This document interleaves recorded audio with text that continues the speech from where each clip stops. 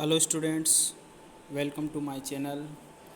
Today we are read the chapter number 4 Bipin Chaudhary's Lapse of Memory. इसका हमने first, second और third part पढ़ लिया था. आज हम इसका फोर्थ पार्ट पढ़ेंगे. Getting off the train at Ranchi next morning, he realized at once that he had never been there before. जब बिपिन बापू रांची गए तो वहाँ पर ट्रेन से उतरने के बाद में अगली सुबह वो ट्रेन से उतरे. वहाँ पर रियलाइज उन्होंने महसूस किया, उसी समय पर उन्होंने महसूस किया कि वो इसके पहले कभी यहाँ पर आए नहीं थे. He came out of the station, वो स्टेशन से बाहर आए. टुक ए टैक्सी, एक टैक्सी ली उन्होंने. And drove around the town for a while, और थोड़ी देर के लिए फिर वो वहाँ गांव में चले गए टैक्सी से. ही रियलाइज डेट, और उन्होंने महसूस किया that the streets, the buildings, the hotels, the bazaars, the Morabadi hill, with none of these had he had the slightest acquaintance. तो उन्होंने महसूस किया कि जो गलियाँ हैं, बिल्डिंग्स है, होटल है, बाज़ार है और मोराबादी हिल है, यहाँ से उनका थोड़ा सा भी परिचय नहीं है. यानी कि इनको उन्होंने पहले कभी भी नहीं देखा है, इनके बारे में उनको पहले कभी भी जानकारी नहीं थी. ऐसा नहीं लग रहा है. एक्विटेंस का मतलब होता है परिचय, यानी कि इन चीज़ों से मेरा पहले कभी भी परिचय नहीं रहा है. Would a trip to Hundru Falls help? He didn't believe so, but at the same time he didn't wish to live with the feeling that he hadn't tried enough. और उसके बाद में बिपिन बाबू सोचते हैं कि क्या हुड्रू फॉल, जो हुड्रू नाम का झरना है, वहाँ तक जाना क्या ये मेरी सहायता करेगा, हेल्प करेगा उस मेमोरी जो मैंने लूज कर दी है उसको वापस लाने में, रिमेंबर करने में. तो ऐसा वो सोचते हैं क्योंकि वह इस स्थान को नहीं छोड़ना चाहते हैं, कि इस भावना के साथ में नहीं छोड़ना चाहते हैं कि डेट ही हैडंट ट्राइड एनफ. इस भावना के साथ कि उन्होंने कोई प्रयास ही नहीं किया, इस भावना के साथ इस स्थान को नहीं छोड़ना चाहते हैं. क्योंकि वो यहाँ पर जिस उद्देश्य से आए हैं कि उनको मेमोरी आए, उसके बारे में जानकारी मिले, लेकिन अभी तक उनको ऐसी कोई जानकारी नहीं मिली, क्योंकि जो भी स्थान उन्होंने देखे वो उनको अपरिचित से लगे. So he arranged for a car and left for Hudru in the afternoon.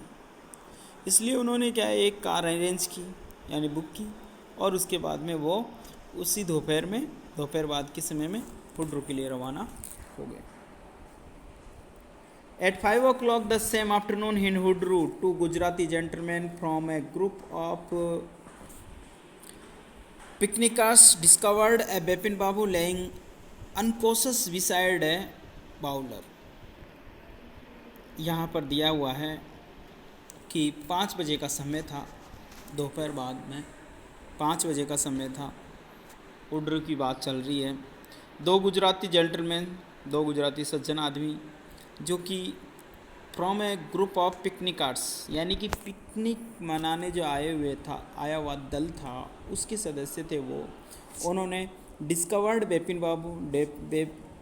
बाबू उनको मिला. कहाँ पर मिला? लेइंग अनकोस बिसाइड ए बाउलर एक पत्थर, जैसे समुद्र के किनारे बड़े बड़े पत्थर होते हैं, उनको बाउलर कहा जाता है, इस तरीके के पत्थरों को. तो अनकोसस इट मीन्स बिल्कुल बेहोश हालत में एक पत्थर के पास में वो पड़े, उनको मिले. व्हेन ही केम अराउंड, जब वो यहाँ पर केम राउंड का मतलब है होश में आना. जब वे होश में आए, the first thing Bipin Babu said was, I am finished, there is no hope left. तो उनके जो पहले शब्द थे वो ये थे कि मैं फिनिश हो गया, मैं समाप्त हो गया, अब कोई भी होप नहीं बची. नेक्स्ट मॉर्निंग बिपिन बाबू आज बैक इन कलकत्ता. अगली सुबह बिपिन बाबू वापस कलकत्ता में थे. He realised there was truly no hope for him, और उन्होंने महसूस किया कि अब उसके लिए कोई आशा नहीं है। सून ही वुड लूज एवरीथिंग, पर वह जल्दी ही प्रत्येक चीज़ को भूल जाएगा। हिज विल टू वर्क, अपने काम करने की इच्छा शक्ति को, हिज कॉन्फिडेंस को, हिज एबिलिटी, अपनी योग्यता को, क्षमता को, हिज बैलेंस ऑफ माइंड, और अपने दिमाग के संतुलन को भी वह खो देगा। Was he going to end up in the एजिलम? एजिलम में आखिर सब कुछ समाप्त हो जाएगा? क्या सब कुछ समाप्त हो गया था वहाँ पर? बेबिन बाबू couldn't think anymore. बेबिन बाबू ज़्यादा नहीं सोच सके। यहाँ पर देखो बेबिन बाबू, चित्र में देखिए आप, बेबिन बाबू लेटे हुए हैं और उनका सर्वेंट उनके पास में एक पत्र लेकर के आता है, जिसके बारे में हम इसमें पढ़ रहे हैं। बैक होम, जब वो घर वापस आ गए तो उन्होंने डॉक्टर चंदा को, ही रैंग अप डॉक्टर चंदा को उन्होंने फ़ोन किया and asked him to come over, और उनसे कहा कि वो उनसे आकर के मिले। देन आफ्टर अ शावर, और फिर स्नान करने के बाद में ही गोट इनटू बेड, वो अपने बिस्तर पे चले गए। With an ice bag claimed on his head, और अपने सिर के ऊपर एक आइस बैग उन्होंने रख लिया, यानी कि सिर ठंडा रहे। Just then the servant brought him a letter which someone had left in the letter box, और उसके उसी समय पर उनका जो सर्वेंट था, नौकर था, एक पत्र लेकर के आया, उस पत्र को लेटर बॉक्स में किसी ने रख दिया था। A greenish envelope with his name in red ink on it, एक ग्रीन कलर का लिफाफा था जिसके ऊपर भेजने वाले का नाम अच्छे अक्षरों में रेड कलर से लिखा हुआ था, यानी रेड इंक से वो लिखा हुआ था। यहाँ पर देखिए बेबिन बाबू लेटे हुए हैं और उनका नौकर उनके लिए एक पत्र लेकर के आता है, एक लिफाफा लेकर के आता है। About the name it said urgent and confidential, urgent यानी कॉन्फिडेंशियल, यानी कि जो जरूरी हो, आवश्यक हो, गुप्त हो। जो गोपनीय पत्र होता है, शीघ्रता वाला और गुप्त वाला पत्र, उसके ऊपर लिखा जाता है urgent and confidential.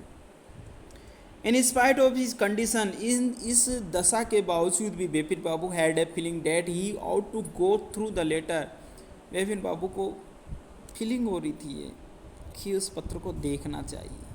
He tore open the envelope and took out the letter, उन्होंने लिफाफे को खोला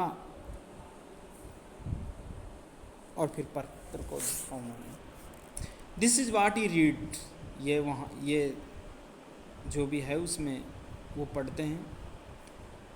देखो पत्र में क्या लिखा हुआ है। डियर बेपिन, प्रिय Bepin, I had no idea that influence would bring about the kind of change in you that it has done, कि मेरे को कोई विचार नहीं था इस तरीके का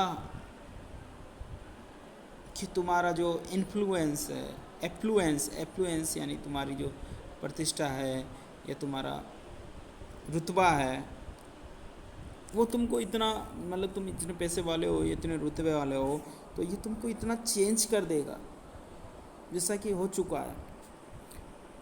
ये मेरा को ऐसा आइडिया नहीं था। Was it so difficult for you to help out an old friend down on his luck?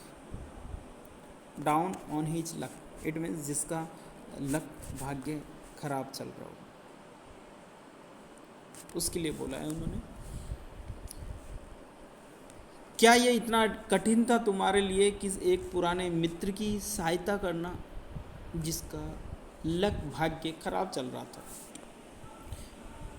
I have no money, मेरे पास में कोई धन नहीं है। सो माई रिसोर्सेज आर लिमिटेड, इस वजह से मेरे रिसोर्सेज, स्रोत है वो बिल्कुल सीमित है। What I have is imagination, a part of which I used in retribution of your unfeeling behaviour. Retribution it means punishment.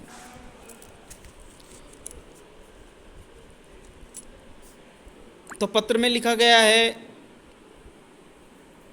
जो भी मैंने कल्पना की है जो कुछ भी मैं रखता हूँ वह कल्पना है। What I have is imagination. जो कुछ भी मैं रखता हूँ वो कल्पना है, और जिसके एक भाग को मैंने यूज किया तुमको सज़ा देने के लिए। तुम्हारा अनफीलिंग बिहेवियर है, तुम्हारा जो ख़राब बिहेवियर है, उसके लिए सज़ा देने का मैंने इमेजिनेशन का सहारा लिया। Well you will be all right again now. और ठीक है, अब तुम ठीक हो गए होंगे। A novel I have written is being considered by a publisher. मैंने एक नोवेल लिखा था जिसको पब्लिशर के द्वारा कंसिडर्ड किया जा रहा है।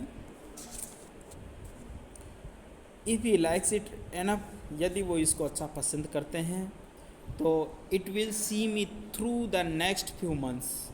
यहाँ पर सी मी थ्रू का मतलब जो वो उसके एक्सपेंसेस के बारे में बता रहा था, वो उसके सीमित है, उनके बारे में बता रहा है कि वो अगर उनके नोवेल को पब्लिशर छापता है तो उससे इनकम होगी। इस तरीके से वो कुछ मंथ के लिए अपना खर्चा चला सकता है। आगे लिखा है योर्स चुन्नीलाल।